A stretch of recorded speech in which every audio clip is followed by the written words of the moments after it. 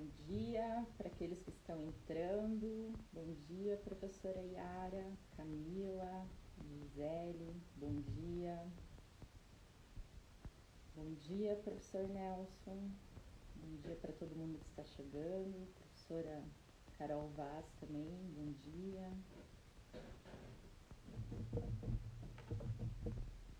Vamos aguardar apenas um minutinho e aí já damos início à nossa live.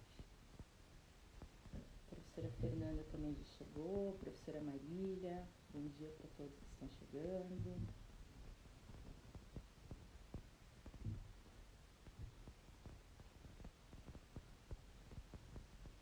Professora Graziela, bom dia.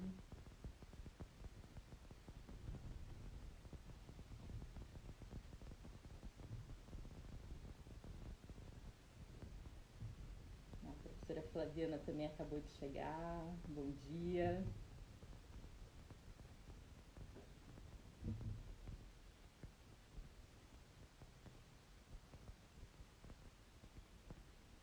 Professor Romualdo, bom dia.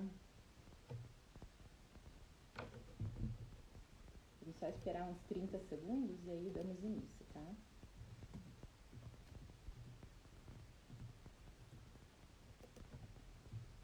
Vocês estão me ouvindo bem? O professor Eduardo Dantas acabou de chegar, bom dia.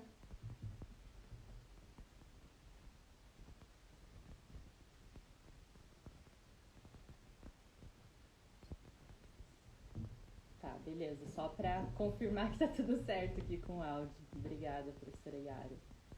Bom, acho que dá, agora são 11h02, né? Podemos iniciar. Então, bom dia a todos. Meu nome é Rafaela Nogaroli. Eu espero que estejam bem.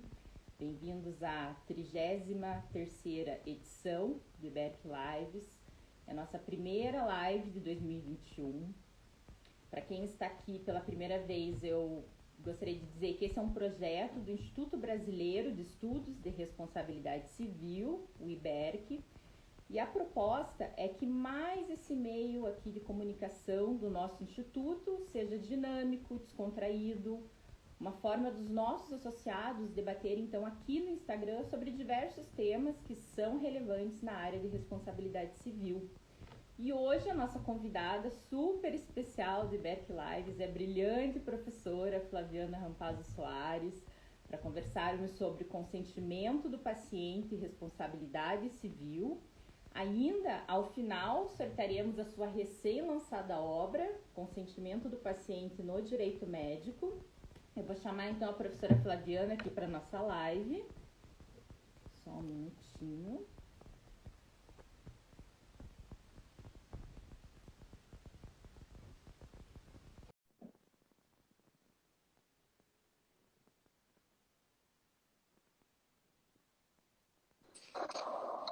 Bom dia, professora Flaviana. É uma grande honra tê-la conosco na live de hoje. Eu agradeço, em nome do IBERC, do nosso presidente, o professor Nelson Zenvaldi, por ter aceitado o nosso convite. Muito obrigada. Bom dia a todos. Estão me ouvindo bem? Estamos. E você, está me ouvindo bem? Sim, ouvindo bem. É uma alegria estar aqui. Hoje pela manhã eu estava pensando, geralmente quando tem algum evento, nós ficamos um pouco tensos, assim, hoje eu tenho tal evento. E hoje eu me acordei muito leve, porque não é um evento, é um encontro com uma amiga querida, com o IBERC, que faz parte assim da nossa vida, já se corporificou, tem personalidade própria, então a gente acaba assim tendo uma alegria imensa e é uma coisa assim tão espontânea, é um encontro mesmo, mais do que um evento. E eu só posso agradecer o convite, a confiança e a presença de todos aqui, que só graças a ela que nós estamos aqui e conseguimos assim fazer o melhor. Com certeza, professora Flaviana. Quero, inclusive, te dizer, assim, agradecer novamente, né, a tua presença Agradecer a presença do nosso presidente, aqui, do professor Nelson, diversos associados que entraram agora de novo, deixa eu ver, o professor Faleiros também, bom dia, Karinina, né, vários amigos, o Romualdo, Karinina, é uma grande alegria aí contar com todos esses nossos amigos aí, professores do IBEC. Também agradecer, estou vendo que tem vários integrantes aqui do grupo de pesquisa do professor Kifuri, na verdade todos nós estudamos direito médico, né, Fabiana, admiramos demais o seu trabalho, eu tenho assim uma alegria enorme de ser sua amiga e estar ali, né, sempre perto de você e te incomodando, perguntando coisas do seu livro, já li, reli, adoro ele, então assim, para mim também eu quero te dizer que vai ser uma live muito especial. E, pessoal, para aqueles que estão nos assistindo, eu gostaria de fazer uma breve apresentação formal da professora Flaviana. Ela é fundadora e atual diretora adjunta do IBERC, diretora de publicações aí da revista do IBERC também, professora convidada de curso de pós-graduação em Direito Lato Sensu, da PUC Rio Grande do Sul, Unicinos e Centro Universitário Ripper dos Reis. Ela possui uma vasta produção acadêmica, com inúmeros capítulos de livros, artigos publicados nas áreas de direito civil, responsabilidade civil, direito médico. É autora da obra intitulada Responsabilidade Civil por Dano Existencial, que é um clássico, e do recém-lançado livro, que eu falei para vocês no início, né, Consentimento do Paciente no Direito Médico. Os 2 livros foram resultado, né, da sua dissertação de mestrado, da tese de doutorado, desenvolvidas na PUC do Rio Grande do Sul, sob orientação do professor Eugênio Facchini Neto. E a tese, então, da professora Flaviana, que nós discutiremos vários pontos aí sobre o trabalho desenvolvido dela e maravilhoso durante a tese, resultou no livro lançado em 2021, né, que já nasceu também com a certeza de ser uma grande referência nacional para a gente, que nós faremos um sorteio ao final da live. Então, professora Flaviana, sem mais delongas, né, para nós iniciarmos o nosso bate-papo, eu gostaria de te perguntar alguns conceitos básicos e bem importantes que norteiam a doutrina do consentimento do paciente. Ali no seu livro, você aborda vários aspectos do consentimento do paciente, que são bem importantes, princípios informadores, fases do processo para escolha esclarecida, quais riscos devem ser informados. E você muito bem ali, né, expõe que nós precisamos compreender tudo isso para daí podermos discutir quando que é considerado, por exemplo, um consentimento inexistente, ou se há um defeito do consentimento, com possíveis repercussões aí em termos, né, de responsabilidade civil. Então, diante disso, eu gostaria de perguntar algumas coisas. Eu gostaria que você falasse um pouco sobre o teor, a qualidade, o conteúdo ali da informação que deve ser repassada para o paciente, também quais que são ali os princípios que você entende que é preciso aplicar ao consentimento e que vão desejar, por exemplo, uma melhor aplicação, compreensão prática do consentimento informado. Você acredita que esse consentimento ali, assim, do paciente, ele é condicionado a uma principiologia específica, a algum outro elemento que tem que ser considerado nessa atividade, né, interpretativa? Então, se puder dar um panorama assim, geral para a gente começar esse bate-papo. Sim, Rafaela. Quando eu iniciei essa pesquisa sobre o consentimento do paciente, eu tinha uma ideia, assim, quando eu ingressei no doutorado, eu tinha uma ideia do consentimento do paciente como um processo bem amplo. E no decorrer da pesquisa, eu fui identificando que não era exatamente um processo amplo. Ele tinha que ser segmentado para nós podermos trabalhar esse conceito, essa figura jurídica de uma maneira mais técnica e atribuir a ela os efeitos jurídicos que lhe são inerentes, por assim dizer. E nesse sentido, eu separei 2 partes. Isso até tem uma repercussão no conceito de consentimento, Porque se eu entender que todo ele é um processo, eu vou dizer que o consentimento é um processo. Mas, na verdade, o procedimento é um ato, ele é um ato jurídico existencial, ele é um ato de permissão. Eu permito que o médico intervenha na minha integridade psicofísica, ou seja, eu legitimo aquela atividade que, por si, sem esse consentimento, ele não é considerado um ato lícito, né? Eu tenho uma esfera de incolumidade como paciente que tem que ser observada. E nesse caso, eu só posso admitir intervenções sem consentimento em alguns momentos específicos, mas a regra é toda intervenção só pode ser realizada mediante o consentimento do paciente. Então, o consentimento, ele é uma decisão. Ele é uma decisão fruto de um momento de reflexão prévio. E o fruto dessa reflexão, ele pode ter eu posso ter diferentes caminhos após refletir. Então, eu tenho uma fase de escolha esclarecida e, na sequência, uma decisão. E essa decisão, ela pode ser um consentir, ela pode ser um dissentir, ela pode ser no sentido de transferir essa decisão para outra pessoa escolhida pelo próprio paciente, ou ela pode ser uma delegação da decisão para um momento posterior. Então, o consentimento é uma das decisões possíveis após a fase de esclarecimento. É um dos produtos possíveis da fase de escolha esclarecida. Então, ela é uma decisão que tem que ser voluntária, tomada pelo paciente, que tenha condições de expressar a vontade de refletir sobre as informações que foram passadas, conseguir gravá-las, refletir sobre elas e exprimir a sua decisão. E ela diz respeito a um tratamento de saúde ou a qualquer intervenção na área da saúde que diga respeito à integridade psicofísica do paciente. Então, o consentimento ele não é só para uma intervenção no aspecto físico da pessoa, ele também atua na psique. Então, ele está também dentro da psiquiatria, assim como ele está dentro da cirurgia. Enfim, então, ele atinge toda a atividade médica.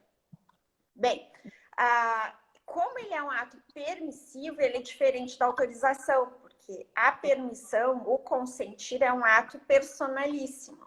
Então, quando nós estamos diante de outra pessoa que decide pelo paciente, não é propriamente um consentimento, ele é uma autorização. Então, e ele pode ser verbal ou pode ser escrito, enfim, eu tenho diferentes possibilidades. E qual é o consentimento? Então, nós já vimos o que ele é e para que ele serve. Então, um dos elementos do para que ele serve, porque ele tem como função tanto legitimar a atuação do médico, quanto para circunscrever os limites da atuação do médico. Então, ele fica adstrito ao que constou naquele consentimento. Então, essa é, digamos assim, a segunda grande função do consentimento do paciente. Eu entendo, até nós tínhamos conversado sobre isso, que talvez é importante destacar que o consentimento na doutrina ele é visto assim como um ato exclusivo do paciente, em benefício do paciente, etc. E eu trouxe uma decisão aqui do Tribunal de Justiça do Rio Grande do Sul que demonstra exatamente que o consentimento, ele serve para o paciente, ele legitima a atuação médica, mas a informação, ela é essencial para o próprio bem do próprio atendimento em saúde. E o exemplo é a situação de um paciente, um adulto jovem que tinha dor de garganta, provavelmente placas na garganta. Ele buscou atendimento numa cidade do interior do Rio Grande do Sul, em uma policlínica. Na policlínica, ele foi atendido, descreveu os sintomas, o médico determinou que ele fizesse uma injeção dentro da própria policlínica, ele foi encaminhado para fazer essa injeção, ele fez essa injeção, foi aplicada nele a benzetacil e a desfacilina, e ele saiu, foi para casa, sem ter informação nenhuma. O que aconteceu? Ele chegou em casa, passado um tempo, ele começou a ter mal-estar, que foi uma dificuldade respiratória decorrente do uso desse fármaco, que pode ter reação grave de até haver choque anafilático, que é uma reação ao fármaco, né? Que é um efeito colateral possível. Então, o que aconteceu com esse senhor, com esse rapaz? Ele voltou para a clínica, passando mal, pior do que ele estava, e a clínica estava fechada. Ele dali saiu da clínica e foi para o hospital municipal. Chegando no hospital municipal, numa situação já muito grave, não se conseguiu reverter a situação de choque anafilático e ele veio a falecer. A viúva, então, e os filhos ajuizaram uma ação contra a policlínica, contra o hospital e contra os médicos. Então, vejam vocês que a informação ao paciente, considerando esse exemplo concreto, né, Rafaela, ele nos indica, como nós podemos perceber, que a informação é importante não só para o paciente decidir, mas, sobretudo, para uma eventualidade como essa, em que nós vamos ter a intervenção de um outro profissional. E esse profissional teria condições de atender muito melhor ou até mesmo reverter esse quadro se ele soubesse o que havia acontecido com esse paciente. Se o paciente ou o familiar que estava acompanhando ele pudesse relatar o que aconteceu. Porque até o paciente chegou ali para aquele médico sem o médico saber que decorria, que era uma reação ao medicamento.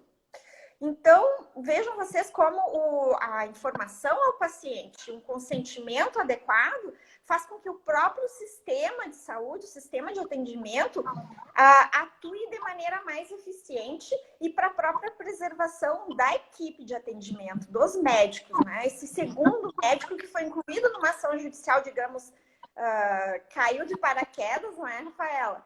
E por algo que ele não teve a menor condição de adivinhar no momento intenso que exigia uma atuação imediata, qual seria a causa daquele choque anafilático daquele paciente que estava diante dele. Então, Rafaela, esse é o primeiro ponto que eu gostaria de destacar quanto ao consentimento.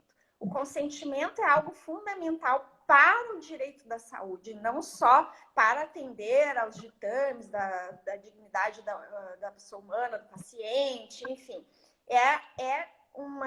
Nós temos que trabalhar com eficiência no atendimento à saúde. Então, o consentimento, a informação, sobretudo, ela faz parte desse contexto. Evidentemente que nós estamos tratando de informações que dizem respeito a dados sensíveis, e não é todo dado sensível que você pode lançar numa rede ou num prontuário e sair espalhando por aí, claro. Mas o paciente tem que saber o que está acontecendo com ele, tem que saber o que foi injetado nele. Aquilo ali é uma agressão ao seu organismo, né? Então, nós temos essas possíveis ocorrências. O que o medicamento tem a ver com isso? Bom, o medicamento estava ali, o medicamento é autorizado, ele está registrado, ele pode ser administrado, mas nem os medicamentos não têm garantia de incolumidade, de inexistência de reações adversas ou de efeitos colaterais. Então, necessariamente, aqui a atuação do médico é importante, né? E aqui, nesse julgamento, foi expressamente dito que havia dever do médico de informar adequadamente ao paciente que estava acontecendo, que houve uma falha grave na prestação dos serviços desse primeiro médico que fez o atendimento. Então, se diz que houve falha no esclarecimento aos familiares e ao próprio paciente. Não poderia o médico ter administrado um medicamento que poderia ter esse efeito colateral que é grave, embora não seja quantitativamente o número de pessoas que têm reação a esse medicamento seja alto, mas quando a intensidade é elevada. Então, você tem uma situação de risco na administração da medicação. Então, você necessariamente tem que ou deixar o paciente em observação ou informá-lo dessa possibilidade e orientá-lo quanto ao que fazer nessa situação, não é, Rafaela? E quanto ainda a esse aspecto, o próprio tribunal eliminou a responsabilidade do hospital, do médico que atendeu esse paciente no hospital, no entanto, reconheceu a responsabilidade da policlínica e do profissional, do médico que fez esse primeiro atendimento, né? Inclusive, foi feito um laudo pericial nesse processo, e nesse laudo mencionou que o perito mencionou que, como você tem a possibilidade de administração de outros tipos de antibióticos que podem substituir de forma eficaz a penicilina, diante de uma situação suspeita de alergia do paciente, então deve-se prescrever um antibiótico de outra classe. Então, o médico tem duas opções. Ou prescreve um medicamento de outra classe que não tem esse tipo de reação, ou então adverte o paciente e mantém ele em observação. Então, essas são as questões principais que dizem respeito ao conceito do consentimento e às funções do consentimento. Então, a partir disso, não é, Rafaela? Nós temos assim, nós estamos aqui nós duas nessa tela. E eu te vejo aqui em cima e tu me vês aqui embaixo. Então, o que acontece? Essa seria, digamos, figurativamente, uma relação de médico e paciente no modelo antigo, em que você seria a médica que prescreveria, por exemplo, essa penicilina, nesse caso que nós estávamos tratando, e eu seria a paciente que receberia esse medicamento. Então, essa relação vertical, hoje em dia, ela não se admite mais. Nós teríamos que estar aqui nessa tela, uma ao lado da outra, porque nós temos que atuar com uma condição de paridade na medida do possível, em uma relação dialogada, horizontal, em que se respeita a autonomia do paciente, dele decidir o que ele vai fazer, porque ele entende melhor o que lhe compete. Vocês estão me ouvindo bem? Estamos sim. Então tá ótimo. Então, essa é a primeira consequência, né? E eu vejo muita dificuldade das pessoas de assimilarem essa questão da necessidade de preservação da autodeterminação do paciente. Tanto que eu ouvi já em sala de aula, de curso de pós-graduação, que o médico deveria fazer o melhor para o paciente, segundo a melhor técnica, ainda que o paciente não quisesse se submeter a um determinado procedimento, que é uma informação absolutamente equivocada, considerando o estado atual do direito de saúde, dos estudos que são feitos, no sentido de que a pessoa pode tomar decisões que, inclusive, sejam contrárias ao que a maioria entende que seria correto. Então, eu posso perfeitamente, ou qualquer paciente, o paciente João, a paciente Antônia, Maria, Joana, pode chegar no médico e dizer: eu não quero me submeter a esse tipo de tratamento, eu prefiro conviver com a doença. Inclusive, há pouco tempo houve um caso de um paciente renal crônico que não queria mais, completou 18 anos, e não queria mais se submeter a um tratamento que ele entendia que era agressivo ao seu organismo e que ele não via condição de melhora, né? Então, não se tratando, ele não se curaria, mas teria uma condição de ampliar o seu tempo de vida.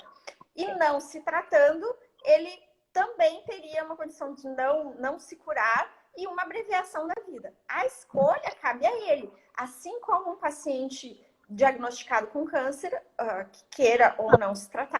E assim como um paciente que é testemunha de Jeová e não quer se submeter a um procedimento que envolva transfusão de sangue, Então, essas questões dizem respeito ao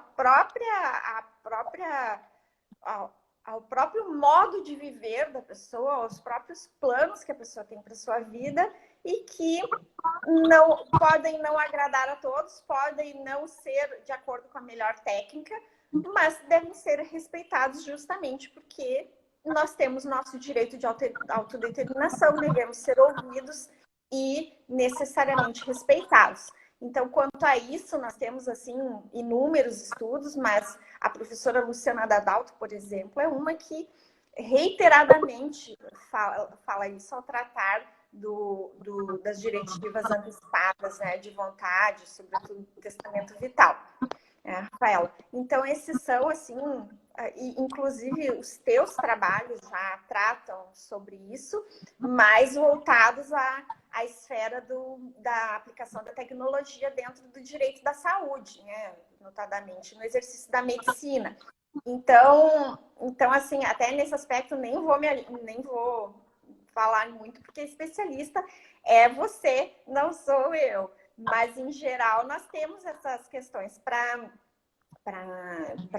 refletirmos sobre elas e, sobretudo, aplicarmos no direito médico. Mas aí, no começo da nossa conversa, não sei se queres fazer alguma observação? Senão, algum monólogo? Eu sei como que é isso, né, professora Flaviana, que é um tema que você adora, daí eu faço uma pergunta, você vai se empolgando, falando, e é um tema muito gostoso, muito interessante, né, realmente. Eu queria, na verdade, antes de fazer assim, uma próxima pergunta, o link em que você estava falando, te perguntar se você, de repente, tem um número desse julgado do TJ do Rio Grande do Sul, que pode ser para o pessoal que esteja assistindo por interesse. Fácil aí para passar. Tenho. Tenho sim. Deixa eu ver aqui. Só preciso achar. Enquanto você procura, sim. Apelação... eu vou fazendo a próxima. Número. Achou, tá. Quer que eu coloque aqui? Deixa eu ver se eu digito aqui. Conseguir digitar, porque assim, nós temos várias pessoas que estudam na área de direito médico, o tema do consentimento, e eu achei um julgamento muito interessante, tenho certeza que muita gente aqui ficou com vontade de ter acesso depois aos autos. Obrigada. E professora Flaviana... Isso, então eu coloquei o número da apelação civil. Ai, desculpa. Não, pode te interrompi. Imagina, pode falar. Então, nós temos essa apelação civil do Tribunal de Justiça do Rio Grande do Sul, que é esse caso que eu mencionei para vocês. O caso é muito interessante, adoro mencioná-lo quando eu trato dessa questão do consentimento, inclusive fiz referência a ele no livro. Bem, então... Oi? Então, doutora Flaviana, eu queria fazer só uma pergunta, um link com aquilo que você estava comentando, sobre a questão ali da informação de riscos, porque assim, eu posso falar, por exemplo, que conforme a complexidade ou o tipo de atendimento médico que é executado, muda, por exemplo, o nível informativo. Ou seja, aquela fase lá, Isso mesmo, parecida, pode ser maior ou menor, tanto de um ponto de vista quantitativo, qualitativo, da informação. Eu acho muito legal, Flaviana, ali que no seu livro, foi uma das partes assim, que mais... na verdade, o livro inteiro me encantou, mas assim, eu achei muito interessante aquele capítulo onde você faz a correlação de um escalonamento de riscos com o consentimento do paciente, né? Então, como funciona essa questão? Se são só os riscos com uma frequência significativa que tem que ser informado do paciente? Como funciona a questão dos riscos emocionais? Sim. Vamos lá, então, Rafaela. Eu tenho, no processo da escolha esclarecida, eu tenho um conjunto de informações que eu preciso passar para o paciente, o médico, né? Então, em primeiro lugar, eu preciso identificar o destinatário das informações. Por quê? O destinatário das informações pode ser o próprio paciente, que tenha capacidade para consentir, ou pode ser outra pessoa que ele tenha designado. Então, necessariamente, o processo informativo decisório não vai ser percorrido pelo paciente, embora seja, preferencialmente, deva ser ele a passar por esse processo. E então, a partir disso, você define quem é que vai receber as informações, especifica o volume de informações a ser repassado e a permitir uma decisão do destinatário dessas informações. Então, eu tenho uma primeira fase, que é um de esclarecimento para autodeterminação e para essas decisões prévias. Então, eu especifico para o paciente que ele pode decidir, delegar decisão ou deixar essa decisão para um segundo momento. E se ele resolver decidir, ele pode dissentir, consentir totalmente ou parcialmente, especificando qual é o âmbito de abrangência da atuação do médico em um determinado procedimento. E a seguir, eu trato dessa questão bem pontuada por ti, que é a questão de definir o volume de informações, e eu fiz um escalonamento conforme os riscos. Então, o que isso significa? Significa que eu tenho um atendimento singelo, se é o paciente que vai ao médico para ver problema de tireoide, eventualmente, e que ele vai fazer uso de medicação contínua, porque há um controle na tireoide que só é controlado por administração medicamentosa, eu tenho uma situação em que o volume informativo e o consentimento do paciente são mais singelos, essencialmente verbais, e não precisam ter um aprofundamento. Conforme o risco vai aumentando, esse cuidado com a informação tem que ser mais acentuado. E isso se dá em função de critérios qualitativos e quantitativos. Então, se eu tenho uma possível adversidade ou um risco que seja qualitativamente relevante, ou seja, eu posso causar um dano de grande monta para aquele paciente. Se ele vai fazer uma cirurgia de coluna, por exemplo, e não dá certo e ele fica tetraplégico.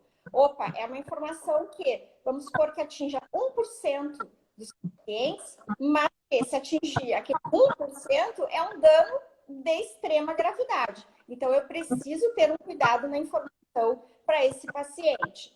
E, por outro lado, se danos quantitativamente relevantes, por exemplo, no volume expressivo da população, acontece um determinado evento que prejudica algum outro aspecto da vida daquela pessoa, da integridade da saúde da pessoa, por exemplo, eu tenho que tomar uma medicação para a doença X, mas com isso eu posso ter uma afetação no meu rim e eu tenho que tomar uma outra medicação Y. A partir disso, você começa, toma uma medicação para arrumar aqui, desarruma um pouco ali, já preciso de outro medicamento, quando você vê, está tomando vários. Então, esse tipo de informação também tem que ser repassado. E outro aspecto que eu pontuei no meu livro é que eu tenho um livro informativo sobre o aspecto vertical e o aspecto horizontal. Então, assim, horizontalmente significa que eu tenho um volume de informações amplo. Então, vamos supor que a pessoa tem um problema de diabetes. Na questão de diabetes já afetou a visão e afetou a função renal. Então, veja bem, eu tenho um conjunto de informações que é super amplo, não diz respeito apenas à diabetes, diz respeito a outros órgãos afetados, a vários órgãos afetados e as circunstâncias de atendimento que são bem amplas, por assim dizer, né? Tem uma repercussão grande no funcionamento do organismo do paciente. E, por outro lado, eu tenho a informação que é horizontalmente mais completa, que diz respeito a uma determinada doença, mas que eu tenho que fazer um aprofundamento das consequências dela e dos riscos e dos custos naquele paciente determinado, que é uma situação, por exemplo, de câncer. E eu tenho que definir, estabelecer, verificar qual é o tipo de câncer, verificar quais são os tratamentos admissíveis, dentro desses tratamentos, quais são as consequências possíveis, quais são os acompanhamentos que o paciente deve fazer, periódicos, etc. Então, dentro de uma doença, tem um aprofundamento muito grande. Se eu vou fazer uma cirurgia, também eu tenho esse aprofundamento necessário. Então, Rafaela, é basicamente isso. Então, eu quis demonstrar no livro que nós temos uma situação de necessidade de consentimento do paciente, e geralmente a doutrina dizia, tem que ter consentimento, eu preciso para a autodeterminação do paciente, isso e aquilo, mas nós precisamos deixar claro para paciente, para médico, que o nível informativo ele não é o mesmo para todo o atendimento. Não posso, para um paciente que procura, por exemplo, métodos contraceptivos, eu tenho uma consulta com ele só para dizer riscos, benefícios, custos, isso e aquilo. E a situação assemelhada, por exemplo, a uma apendicite, que o paciente vai ter que passar por um procedimento cirúrgico se quiser se manter vivo. Então, você não vai poder chegar ali e dizer assim, tem a opção A, B, C e D. Não, porque tem duas opções. Ou você vai para a cirurgia, ou você corre o risco de morrer. Então, nesse sentido, ela é mais simplificada. Então, nós não temos como num livro colocar diga isso e aquilo, e isso vale para todas as situações. Nós temos que deixar claro que isso é modulável. E é modulável e eu não tenho uma fórmula universal. Você casuisticamente vai ter que apontar qual é o nível informativo que se deve ter para cada caso. Não sei se eu fui suficientemente clara. Foi ótimo, Flaviana. Muito obrigada pela sua resposta. Na verdade, você desenvolveu aí muito bem diversos pontos importantes sobre os contornos do consentimento do paciente, e vários desses aspectos eles podem refletir em demandas judiciais, como essa própria do TJ do Rio Grande do Sul, né, que você explicou aí para gente, que vão ter daí como pleito indenizatório, pleitos indenizatórios fundados em atos praticados ou sem consentimento ou mediante o consentimento defeituoso.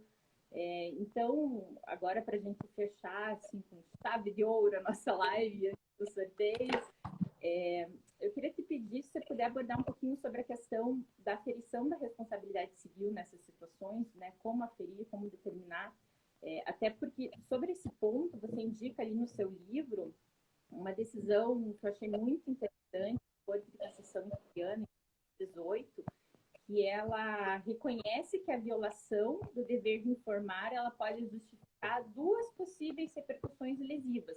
Então, por um lado, dano à saúde, e por outro, dano à autodeterminação.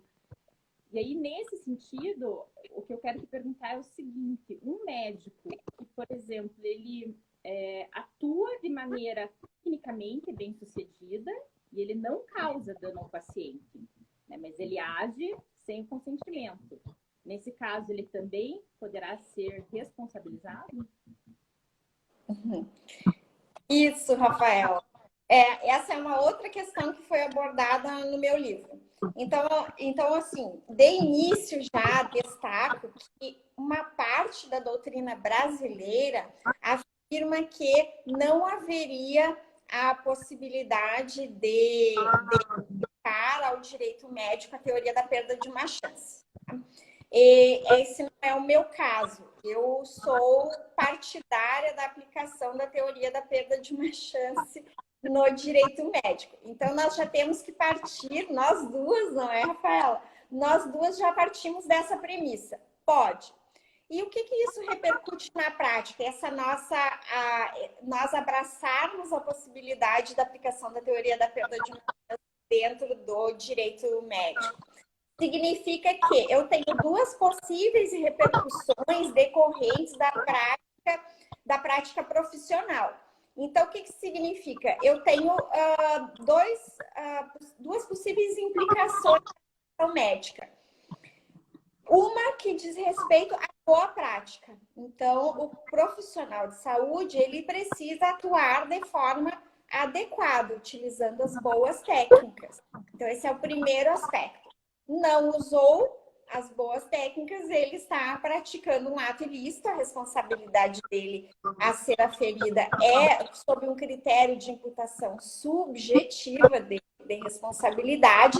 Então, você tem que ter uma conduta inadequada para caracterizar um ilícito e, assim, estando presentes os demais requisitos de responsabilização, ensejar um dever de indenizar ou alguma outra tutela que o paciente entenda como adequada para atender aos seus anseios.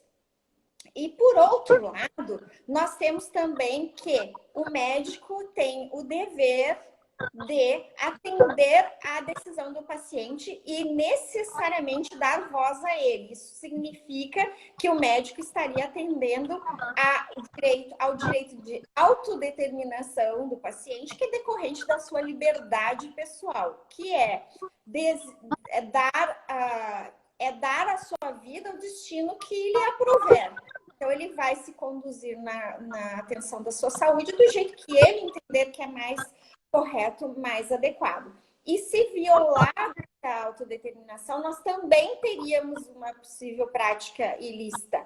E, em razão disso, uma possibilidade de estabelecer responsabilidade pelo dano ocasionado. E aqui, nesse caso, quando se viola, quando há um ilícito relativo a uma má prática profissional, eu tenho um dano à saúde. E quando a prática é violadora do direito de autodeterminação do paciente, eu tenho um possível dano extrapatrimonial de índole moral. Afetação do moral do paciente, violação da autodeterminação dele vai ensejar uma indenização por danos morais. Então, assim, em resumo, Rafaela me diz, a amizade faz isso, né? Então, quantos minutos a gente tem aqui para finalizar? Olha, para a gente não cair, né? A gente tem 15 minutinhos. Tá. Mais 5 minutos, né? Discorrer sobre esse ponto. Tá. E aí a gente parte para o sorteio. Tá, então vou falar assim bem rapidinho. Então eu tenho assim, vamos imaginar 2 quadros na nossa frente. Em um deles eu coloco o dano à saúde. E o dano à saúde é quando o paciente perde a chance de evitar consequências lesivas à saúde pela não submissão a uma intervenção ou por ter sido submetido indevidamente. Então, esse é o dano à saúde.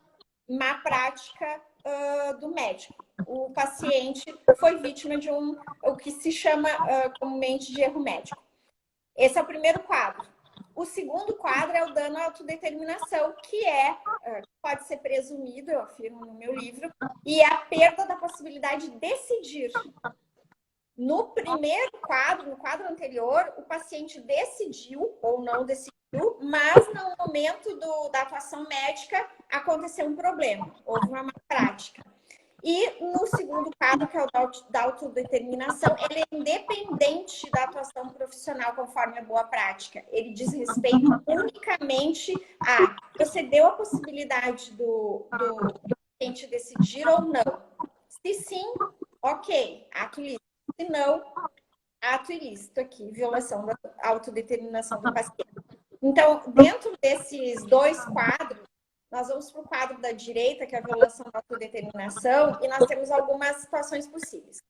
Ou o médico vai atuar sem o consentimento do paciente e não vai causar nenhum dano físico, e aqui ele está sujeito a ser responsabilizado pelo dano à autodeterminação do paciente, ou o médico atua sem o consentimento do paciente e causa um dano físico, e aqui ele vai responder tanto pela violação da autodeterminação quanto pela má prática profissional.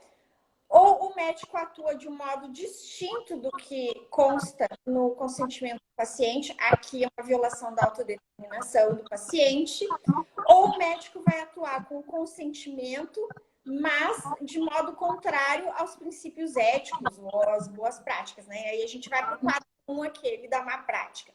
Ou o consentimento do paciente decorreu de informações omissas ou defeituosas, e aí a atuação médica causou danos. Nesse caso aqui, se eu tenho omissão de informações ou defeito informativo, nesse caso eu posso ter, inclusive, repercussão penal, conforme seja uma situação de culpa grave ou dolo do médico nessa situação de defeito informativo, sem contar a possibilidade de uma indenização. Em síntese, é isso, é a perda da possibilidade do paciente de tomar a decisão de acordo com a sua livre conformação vida, né? E nessa dimensão prática, né? E no livre desenvolvimento da sua personalidade como representação de autonomia pessoal. É basicamente isso que a gente tem, assim bem sintética. Excelente, muito obrigada pela sua brilhante explicação. Inclusive, quem também concorda e está de acordo com a construção teórica que você fez foi a professora Fernanda Schaffer e a professora Yara Antunes. Também quero aproveitar para ter a presença de outros que entraram depois, ali o professor Juliano Ralo, a professora Fernanda ali também. Muito obrigada, pessoal. Tem vários associados de IBEP, né? Então, um agradecimento especial para todo mundo. Vários estudiosos do direito médico, né? Nossa, realmente excelente. E o melhor de tudo, né, gente? Agora temos um sorteio dessa obra maravilhosa. A minha obra está toda marcada aqui. Eu já li. Então é o seguinte, vocês cruzem os dedos. Agora professora Flaviana, você dá para fazer de 1 a 25.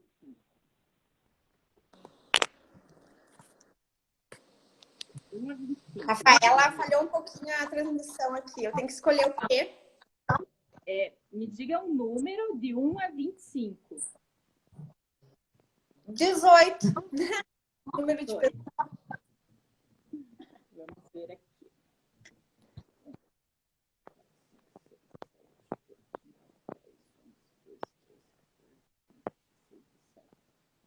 18, Leandro Reis. Parabéns, Leandro. Ele é um estudioso aí da área também, com certeza vai fazer muito bom proveito do seu livro. E aí eu peço a gentileza de mandar um direct aqui pra gente no perfil do IBEP, com todas as suas informações aí, que a gente faz o envio do livro.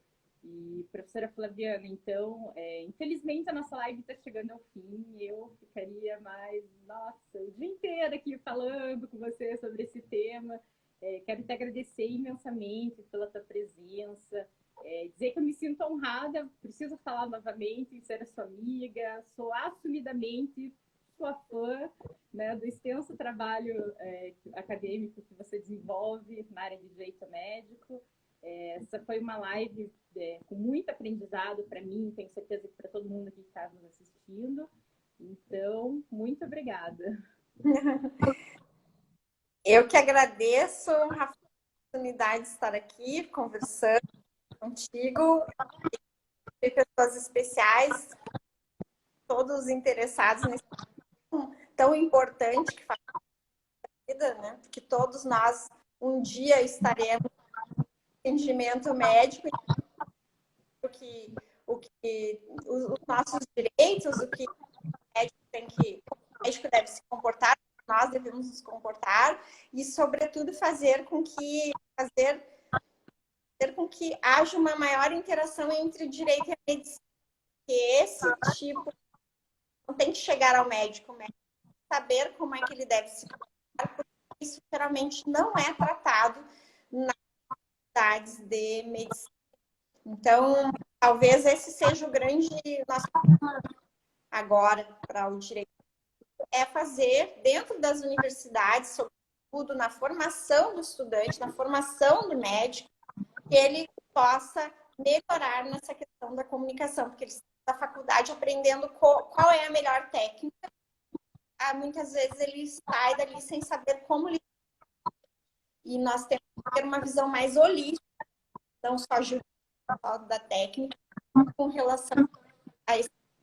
E quando eu livro, um minutinho ainda, ele é uma obra em construção e todos podem se sentir à vontade de fazer apontamentos, me contar observações quanto ao que leu, apresentar sugestões, porque esse é um trabalho e o objetivo é melhorar o direito à saúde, não é propriamente impor o meu modo de ver, né? Estamos aqui aprendendo, e esse é o objetivo.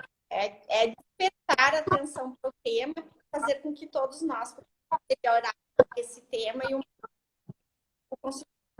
e é aplicado na prática. E uma alegria estar aqui contigo. Muito obrigada. Obrigada, Flaviana. Eu só queria deixar uns avisos finais para aqueles que estão nos assistindo e não acompanharam o início aqui da live. Eu queria dizer que essa foi a 33ª edição do IBERT Lives. O vídeo vai ficar disponível por 24 horas aqui no nosso IGTV e, posteriormente, nós disponibilizaremos lá no nosso canal no YouTube. Esse é um projeto do Instituto Brasileiro de Estudos de Responsabilidade Civil, que vai ocorrer, então, em 2021, quinzenalmente, sempre na primeira semana e na segunda de cada mês. Também quero convidar quem está nos assistindo pelo Instagram da professora Flaviana, que sigam aqui no Instagram o @iberp.brasil, porque nós sempre estamos divulgando não só as lives, tem outros projetos muito bacanas do Instituto, as revistas que a professora, né, as edições da revista que a professora Flaviana coordena aí com maestria, os webinários que são transmitidos mensalmente pelo YouTube, temos também artigos publicados 2 vezes por semana pelos nossos associados na coluna do Migalhas. Então sigam @iberp.brasil e aí vocês ficam informados de tudo isso. Então, obrigada novamente, professora Flaviana, pela sua presença. Agradeço a todos que acompanharam ao vivo a nossa live. E é isso então, pessoal. Eu desejo um ótimo dia para todos e um grande abraço.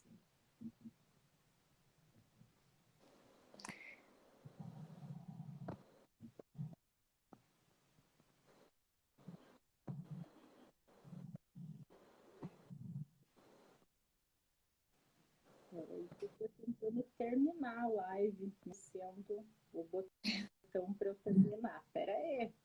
Parece que mudou alguma configuração aqui, acredita? Deixa eu ver se eu consigo terminar. Eu tô com medo de clicar num xizinho que tem ali só para fechar a live, porque antes tinha um end e ela não ficar gravada. Aí o professor Nelson me mata. Brincadeira, né? Quem vê. Mas, Vamos voltar a falar sobre consentimento até a hora que vai cair a live. É porque antes, logo ali em cima, ficava um botãozinho escrito end, né? De terminar, e aí você pede para tipo, ela ir gravada ir para o TV. E agora não tem mais esse botão, e eu tô com medo de apertar o X e ela cair. Deixa eu ver. Não tem única opção, não existe outra opção. Deixa eu ver aqui. Porque daí você tem a opção de virar a câmera, ó, de colocar a carinha. Eita, nós. Será que eu desligo por ali? Senhor, e agora? O que a gente faz? Será que a gente espera 2 minutos? Que acho que a live vai cair em 2 minutos.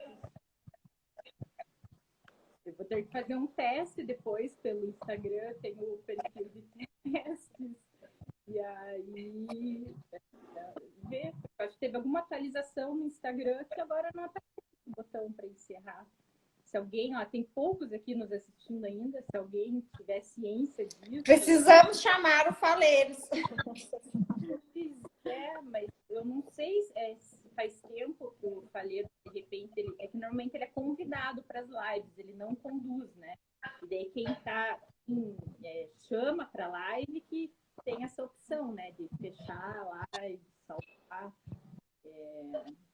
Eu acho que eu vou arriscar e fazer isso. Qualquer coisa a gente faz uma reprise. Fazemos de novo essa live. E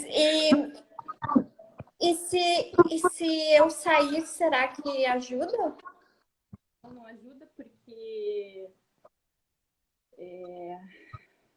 na verdade eu vou continuar aqui, né? E eu que tô assim administrando a live, entende? Deixa eu ver. Não sei. Não tenho como ajudar uma coisa aqui. Que coisa. Para mim não aparece nada como opção. Pensando, será que eu fecho? Ó, vou tentar fechar qualquer coisa. A gente vê daí. Qualquer coisa a gente faz outra. Então tá bom, combinado. Eu vou tentar fechar aqui, tá bom? Se der certo, então um beijão para você, Flaviana. Obrigada, gente. Um abraço em todos aí e estou à disposição para o que vocês precisarem. Muito obrigada. Ó, o Romualdo falou que está esperando para ver o resultado. Isso que é amigo, está esperando para ver. Vamos ver.